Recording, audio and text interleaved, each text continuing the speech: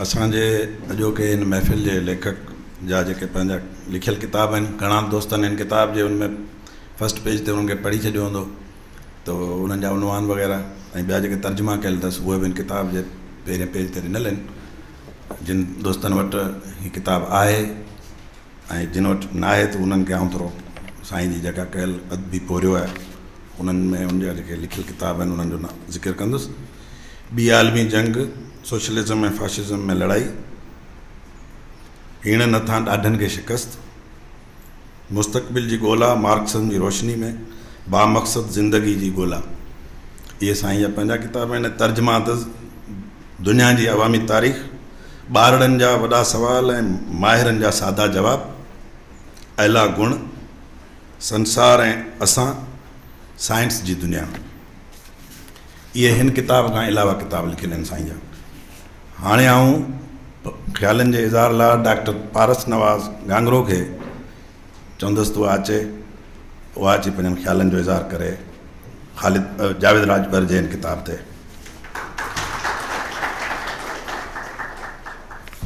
सभ खां पहिरियां हैदराबाद रोशन ख़्याल फोरम जी तमामु घणी महिरबानी जो हुननि मूंखे हीउ मौक़ो ॾिनो त मां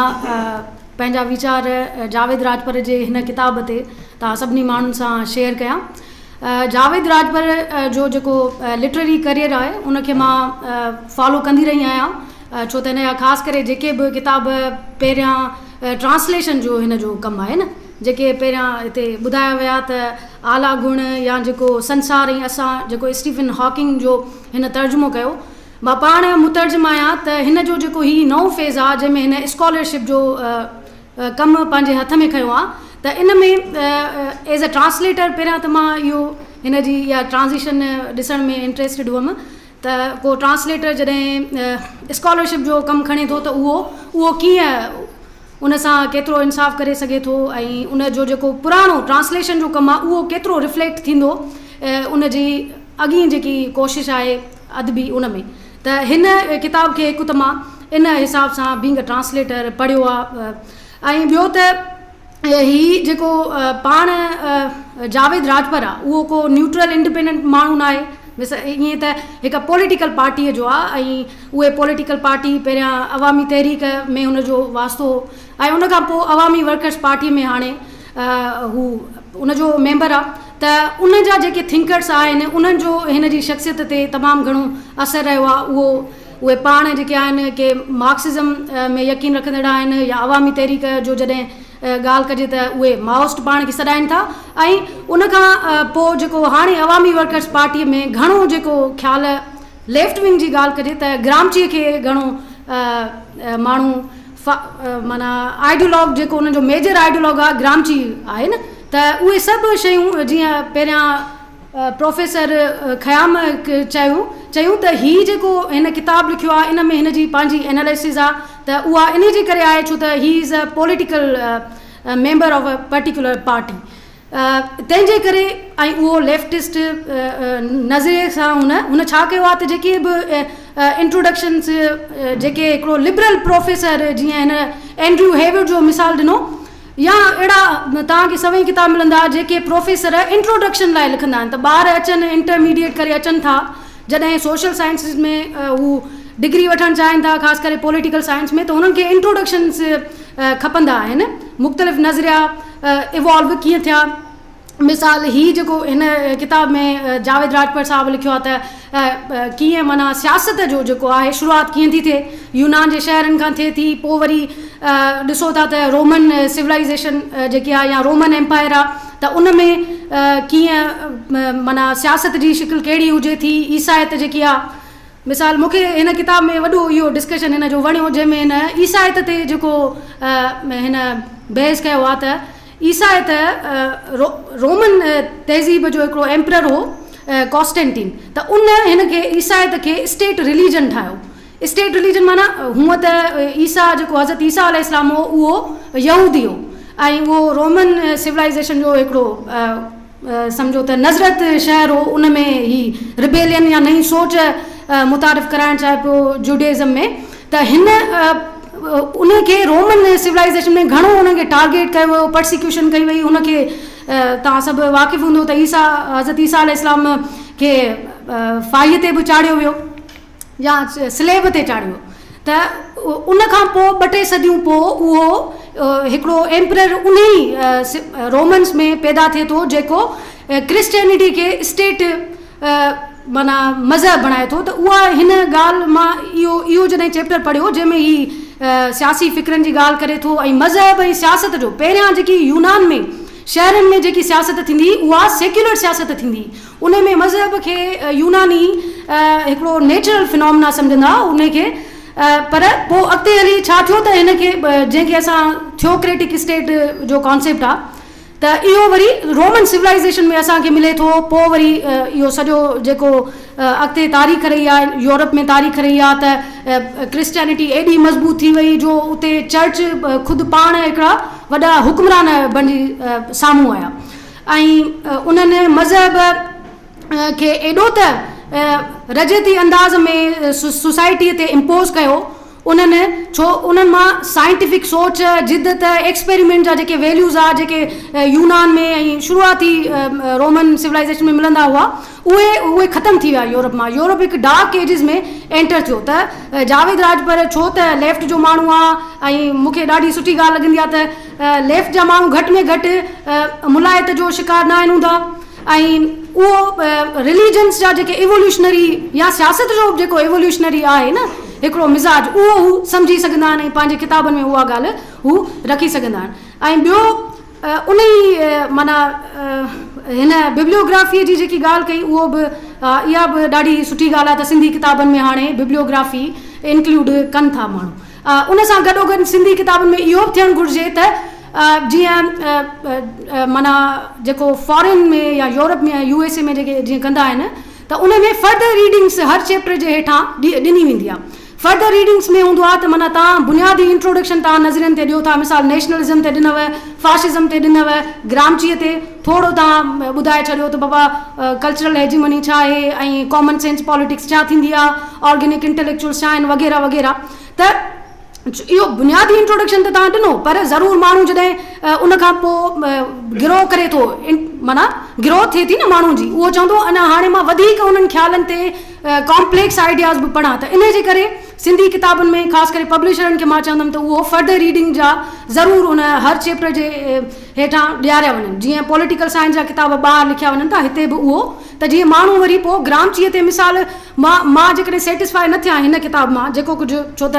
ज़रूरु आहे बाबा राजपर ते बि आहे हूंदी ज़िम्मेवारी त हिन किताब में छा छा आख़िर ॾियां मां। हिन त यूनान खां कहाणी शुरू कई आहे, पोस्ट मॉडर्निज़म ताईं सम्झो न्यू लिबरलिज़म ताईं हिन कई आहे, त इहो हिकु किताब में त सभु शयूं न ईंदियूं। त इन जे करे फर्दर रीडिंग हुजे त जीअं उहो माण्हू पाण वञी उन ते पढ़ी सघे। त हाणे मिसाल ग्रामचीअ जे हवाले सां अवामी वर्कर्स पार्टीअ खां पोइ आसिम सजाद जे ज़रिए जॾहिं हुन जॉइन कयो आहे त हिते वॾो डिस्कशन थियो आहे पाकिस्तान में न ग्रामची। त ग्रामचीअ में ॿाहिरि मुल्क में त रिसर्च जेकी थींदी आहे उन जूं हिते जेकियूं लिमिटेशन्स आहिनि उते न आहिनि, तंहिंजे करे ग्रामचीअ खे उहो स्कॉलर जेको मिसाल उहो उन जा किताब सॼा पढ़ी करे बिज़नर नोटबुक पहिरियां पढ़ंदो, उन ते पोइ जेकी सॼी तारीख़ रही आहे लेफ्ट जी उहा सॼी पर्सपेक्टिव सम्झी करे पोइ लिखंदो सॼो किताब। जीअं पेरी एंडरसन लिखियो आहे हिन ग्रामची एंटीनॉमीज़ ऑफ ग्रामची, माना ग्रामची जा तज़ाद। त रोमेंटिक वे में बि असांखे न ॾिसणो आहे, छो त हीउ सख़्तु दौरु हले पियो जिथे माण्हू पढ़ंदड़ असांखे न त गिलाऊं कंदा तव्हांजूं, त हीअ त स्कॉलर बाबा असांखे थोरो तारीफ़ ॾी नज़रनि जो, वॾियूं गोड़ियूं ॻाल्हियूं त ॿुधाइनि ई नथा। असां ॿाहिरि दुनिया में कीअं इहे माना इन लेवल ते फाइट करे सघंदासीं। नज़रिया ई असांखे बुनियादी पढ़ाया वेंदा।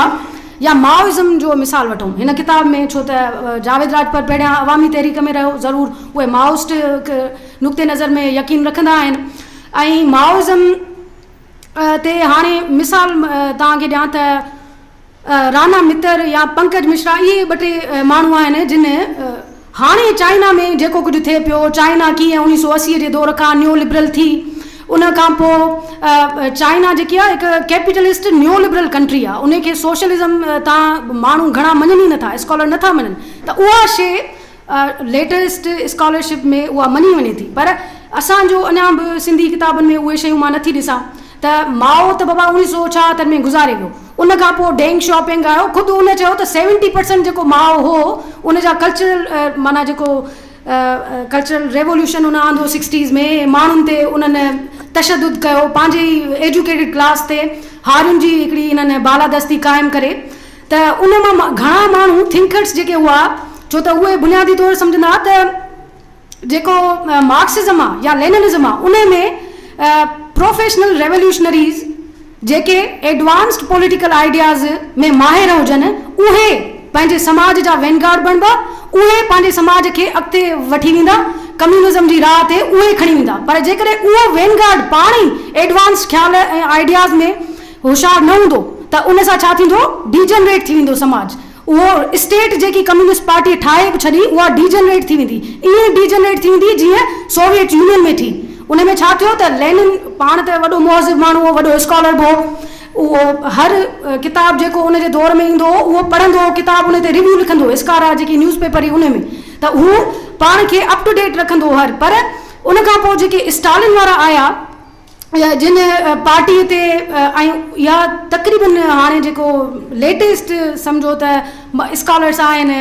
जंहिंमें तारिक अली खे इंक्लूड कयूं, एरिक होप्सवाम खे कयूं, पेरी एंडरसन बि वॾो नालो आहे, या इंडियन स्कॉलर्स बि इहो सम्झनि था त स्टालिन वारनि में छा थियो त कम्युनिस्ट पार्टी जेकी अॻु में 11,000 मेंबर हूंदा हुआ उन में 10 लख मेंबर थिया जॾहिं सोवियत यूनियन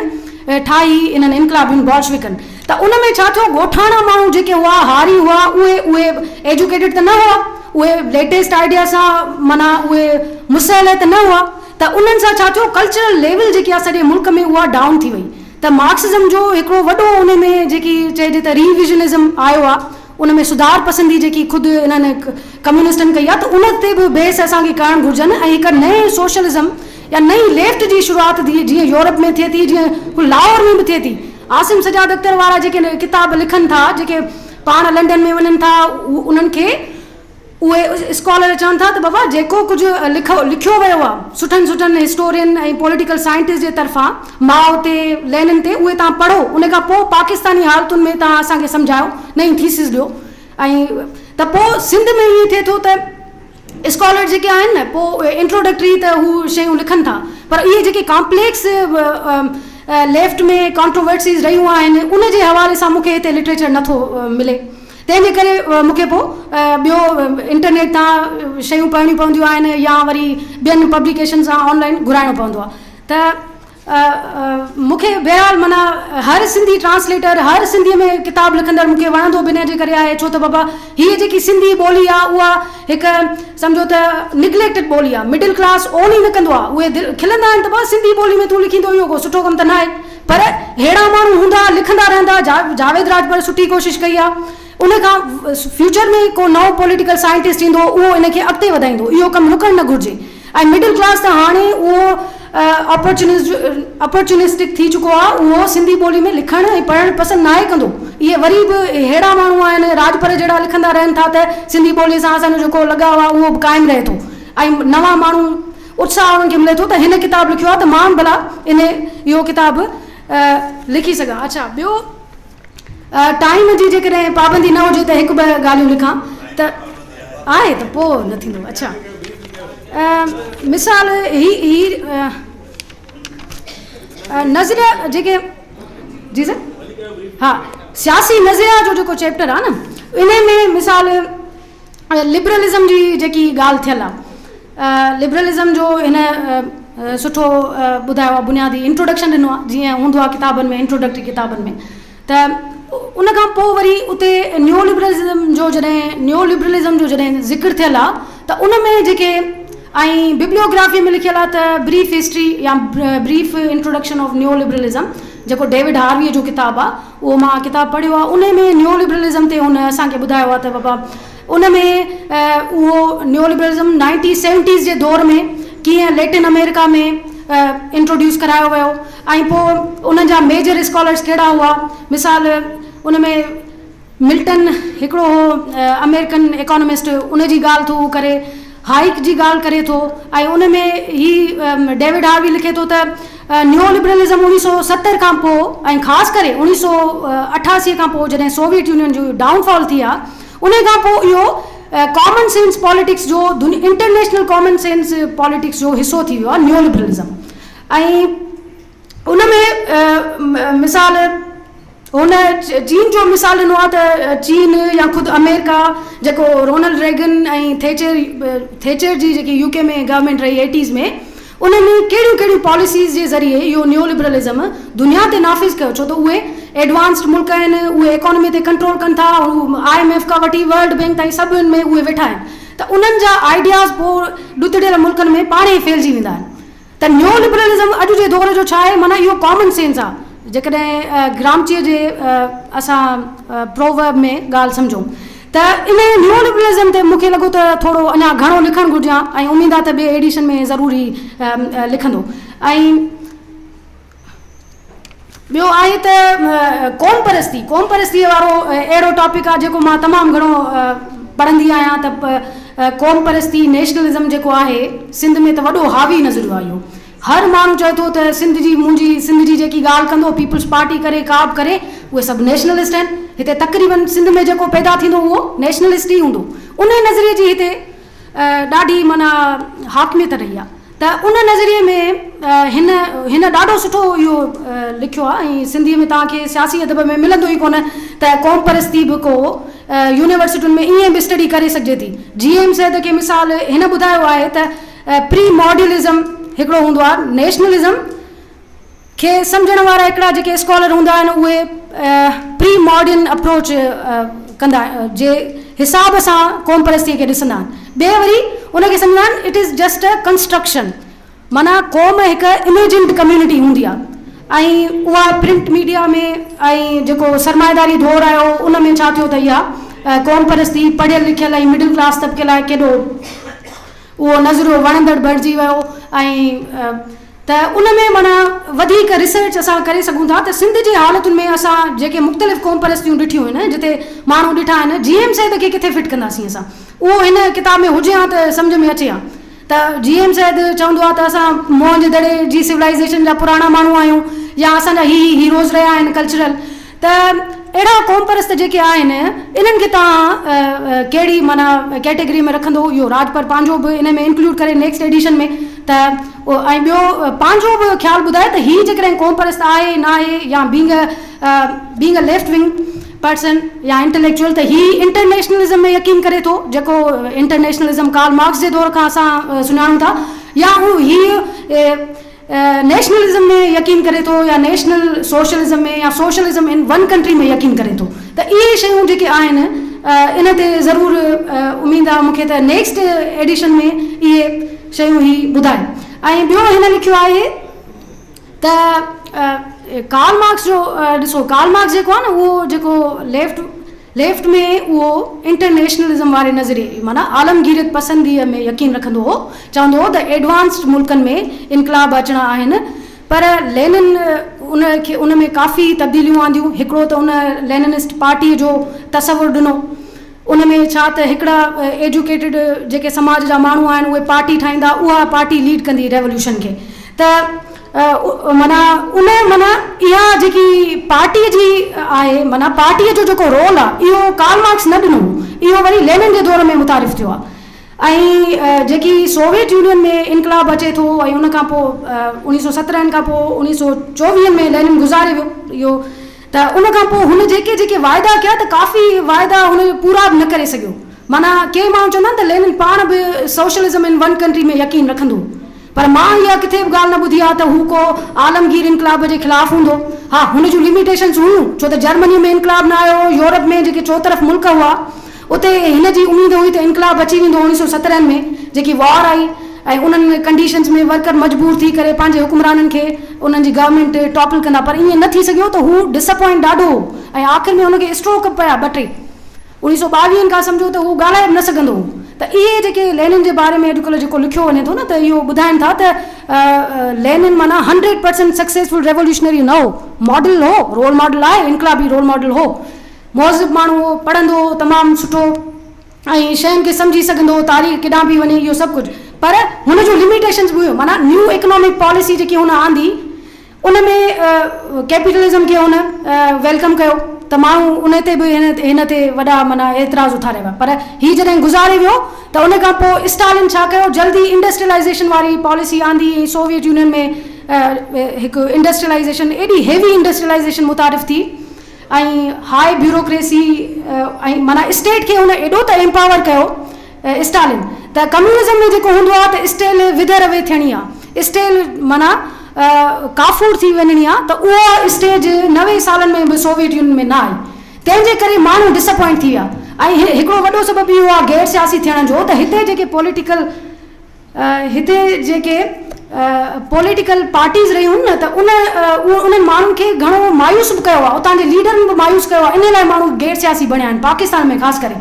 गैर सियासी माण्हू पाण न हूंदो आहे, उनखे तव्हांजा सियासी रवैया, पार्टी लीडरनि जा सियासी रवैया, फ़ौज आहे ऐं साॻी धुरा उहा त पंहिंजी जाइ ते, पर हिते जेकियूं ऑल्टरनेटिव पार्टीज़ आहिनि उन्हनि जा रवैया डेमोक्रेटिक न आहिनि, इन जे करे माण्हू गैर सियासी थी वेही था रहनि, उहे लिबरल थी वेही था रहनि, चवंदा सियासत मां असांजो घर न हलंदो, असां सियासत इहा कंटिन्यू नथा करे सघूं। त पॉलिटिकल पार्टीअ खे पंहिंजा रवैया डेमोक्रेटाइज़ करणु घुरिजनि, ओपननेस हुजे, औरतुनि खे हक़ ॾियणु घुरिजनि, उन्हनि खे कोटा ॾी